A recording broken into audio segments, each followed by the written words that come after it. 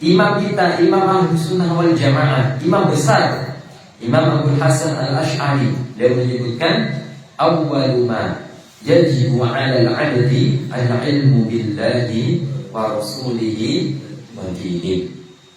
Jadi pertama kali yang diwajibkan seorang hamba adalah apa?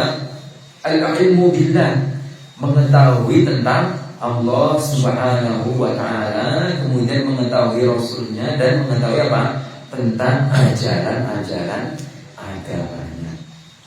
Nah, dikuatkan dengan Imam Abul Hasan Al-Asy'ari, Imam Ahlus Sunnah wal Jamaah.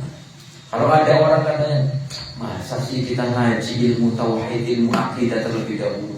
Itu cuma ulama di sana. Ulama di Nusantara jangan kira.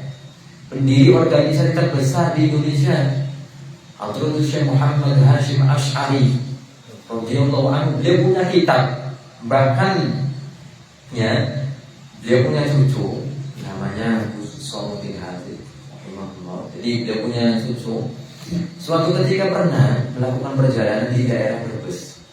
Tahu Brebes Bu? Jadi saya itu dari Brebes Ibu. Dari Brebes ya. Itu saudara kita. Nah, datang ke salah satu pondok pesantren di daerah Brebes, tanya pada ulama di situ, kepada orang tersebut, ditanya, siapa di antara murid-muridnya Mbah Hashim Asy'ari yang masih hidup di zaman itu? Ini saya 95 berapa lupa saya.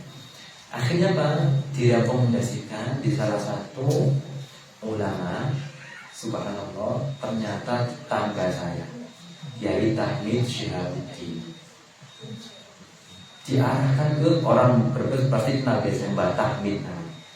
Kiai Syihab sebagai mengatakan Kiai Syihab, sebagai mengatakan Kiai Tahmid.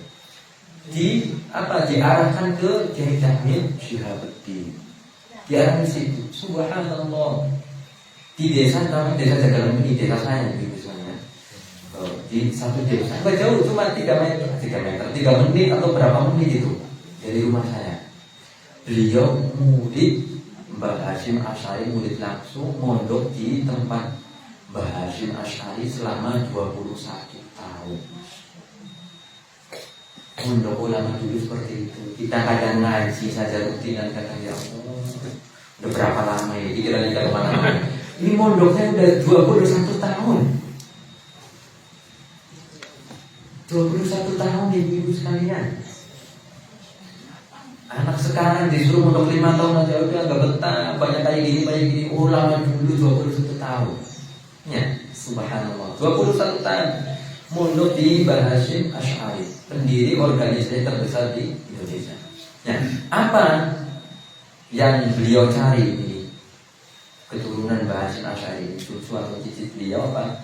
Tujuannya untuk apa? Mencari kitab-kitab karya Mbah Hashim Asy'ari yang belum dibukukan.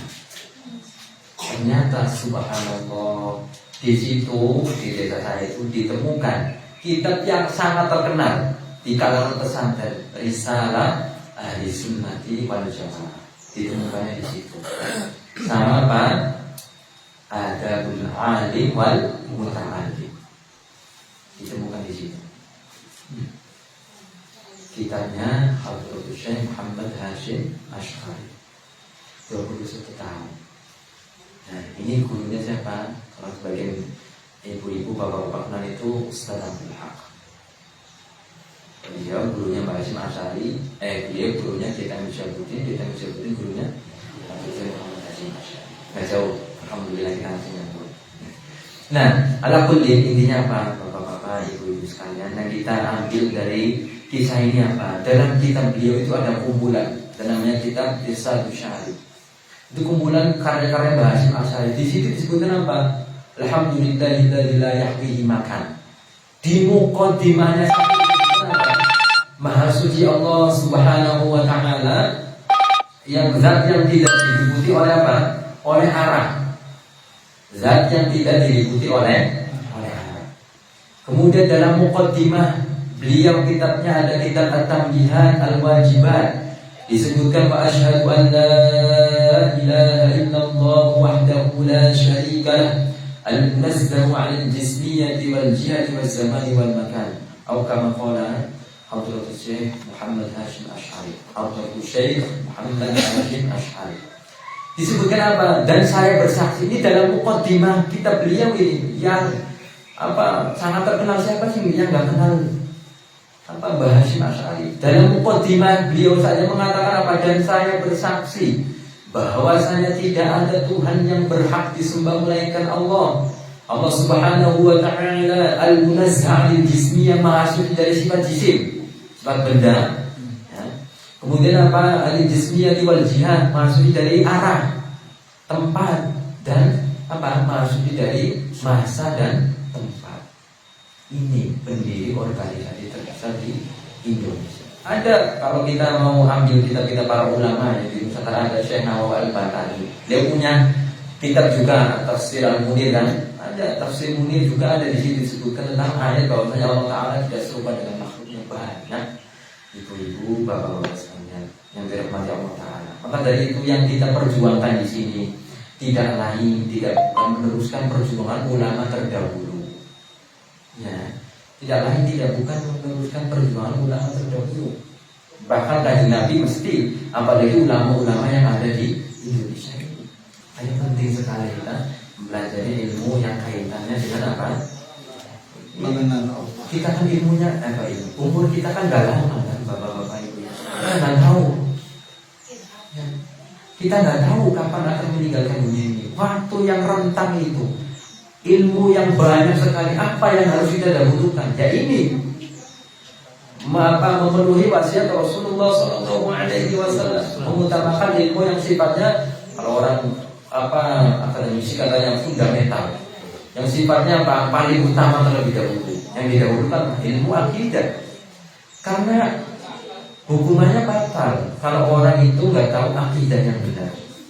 Sholatnya bisa jadi tidak sah, sebagaimana dikatakan oleh pengarang kitab Ihya Ulumuddin.